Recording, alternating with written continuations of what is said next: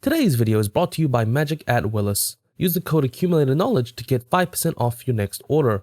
Link available in the description box below. Hey, so just a quick little video tonight about the BNR announcement that is about to go live in about 8 hours, I guess, from now, from the point that I'm recording. It's been a week since we've had the announcement of the up-and-coming BNR announcement, and it's the first of its kind. And I just wanted to take a short moment to just kind of ramble on and talk about the effect that's had this last week. Kind of like a mini cast, if you will. So I've got some notes here. So we'll just run through that now. So we've had a week to kind of digest the fact that there is a BNR coming, and initially kind of did feel like that the whole world was going to collapse at this new system. But as expected, after the first 48 hours, people have kind of chilled out, and it's honestly been pretty calm. People haven't really been speculating or demanding things constantly. It's just kind of chill, more chill than it usually is without this impending announcement, as far as I've seen, which is interesting. But it also makes sense. Like, if there's no impending announcement, then everyone's like, oh, freaking out, like, oh, you gotta ban this, ban this. But when you know that there's a ban coming, but you don't know what's being banned, there's almost no point in demanding things, really, because it's locked in. So I personally found it was interesting, this new method, especially comparing it to like other video games, almost with patch notes and things. But let's have a quick look at the pros and cons. Pros: it gives people a chance to offload cards they think are high risk, or definitely not buy into cards that are high risk. So for this BNR announcement, especially things like Inverter, Oracle are dangerous things to invest into. Breach is also a dangerous one. It's kind of an iffy thing, though, because as we saw with Oko, the price would stick around in a stable way, but as soon as we found out that it wasn't banned, it would just shoot right up. So, and of course, it's probably really difficult to offload these, because I feel like most people who are aware of what's happening in the meta and in this BNR announcement would just be like, whoa, I'm not buying up your cards. We saw that. Well, I saw that on my local marketplaces as soon as the announcement went up. Just boom, 2 inverters on the marketplace. Like, wonder why that's there. So I say that's a pro, but realistically it doesn't really quite work, does it? Pros, another pro: if you have a tournament coming up the week of the announcement date, this gives you time to prepare for a plan B deck to learn and build.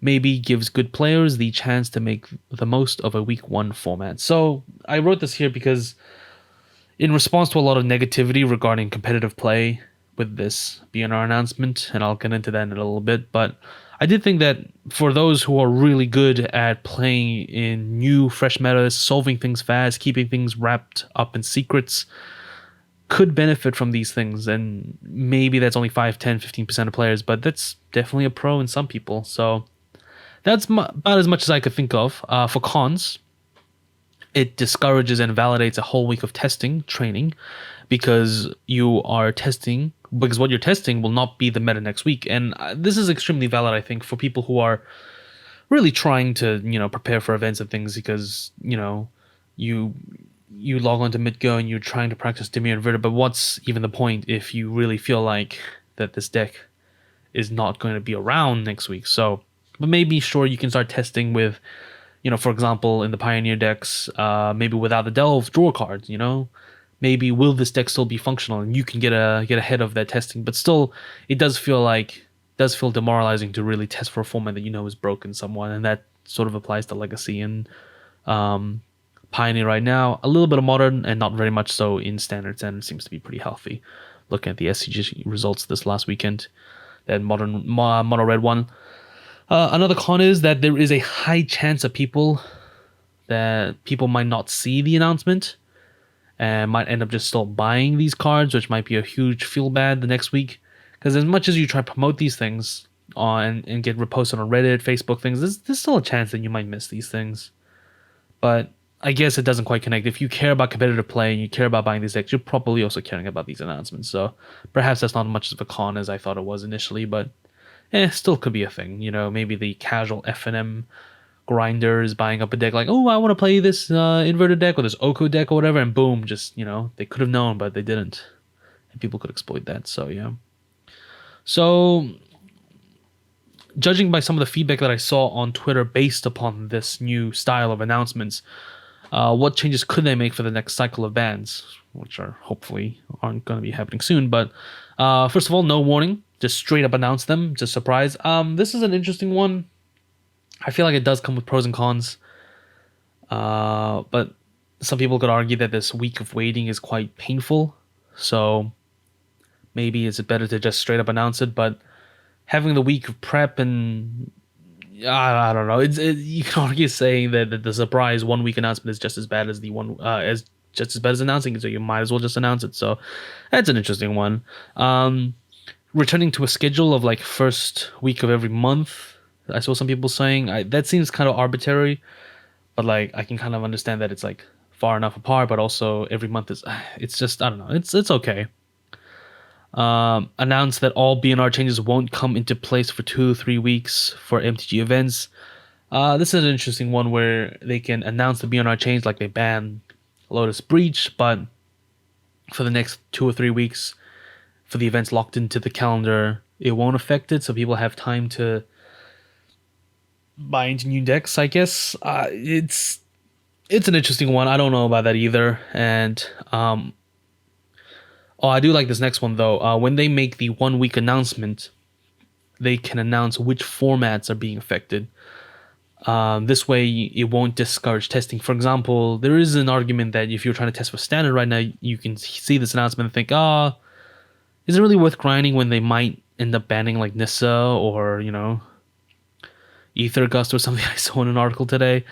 But, perhaps if they announce which formats, like, we have a BNR announcement coming for Modern and Pioneer, that way you can still test for Legacy, you can still grind your Breach decks in Legacy, you can still grind your Mono Red decks in Standard and don't have to worry about anything. So, potentially. That's my thoughts on it. I really did think that this week was going to be a lot more turmoil, but seems like people have settled down, realized that there's a BNR coming out. They've made sensible discussions and articles. So we'll just see how it goes, really, and we'll see what happens tomorrow. I did see that there was a buyout and spike in price for what card was it? It was Splinter Twin, right? Yes, of course, that is doubled in price. So we'll see if that's insider trading or if that's just a speculative buyout, just like Stoneforge Mystic. So yeah. All right, so what do I think is going to be banned? Well, let's look at the broad aspects. I won't comment on Vintage or Legacy, but it seems like Breach is wreaking havoc there, so we'll see. But probably not going to be a case. For Modern, I don't really personally play it too much either, but I know Urza decks are oppressive. Titan decks are a bit oppressive, so maybe we can see a Once Upon a Time ban or an Astrolabe ban. Perhaps Once Upon a Time will find itself banned in another format. We'll see. Pioneer, I think, is the big focus of this BNR announcement, and we can probably expect Inverter to get hit a little bit. Maybe Blue Eye Control by hitting the Delve cards. So we'll see. It's really, really hard to say because Wizards have been kind of wishy-washy on their approach for bans. Sometimes they go surgical, sometimes they just weaken it, sometimes they do preemptive bans. For example, like if they decide to weaken Inverter in Pioneer, they might even go for like Mono White and attack the Heliod and Ballista combo or something like that. These 2-card combos. So we'll see. And in Standard, it seems to be extremely healthy. So I don't think we have to worry about anything there. Most of the cards that people hate are on the way out anyways. So we probably don't have to worry about it. So we shall see. Things like Teferi and things, they're only in Standard for like 6-7 more months. So we should be fine. So yeah, so we'll see. Pioneer is probably the big one. I feel like my prediction, if I had to say, is that I think they're just going to hit Inverter and the Delve card. So we can see 3 cards banned from Pioneer. And they'll make a comment about Ballista. And we'll see where it goes. And then maybe some changes in Modern and Legacy, so we'll see. All right, well, thank you for listening to me ramble on this little BNR announcement. This video will be irrelevant in 10 hours, but maybe we'll make a little post video about the BNR. Well, we probably will, and talk about how the format will change. So yeah, thank you very much, and good night.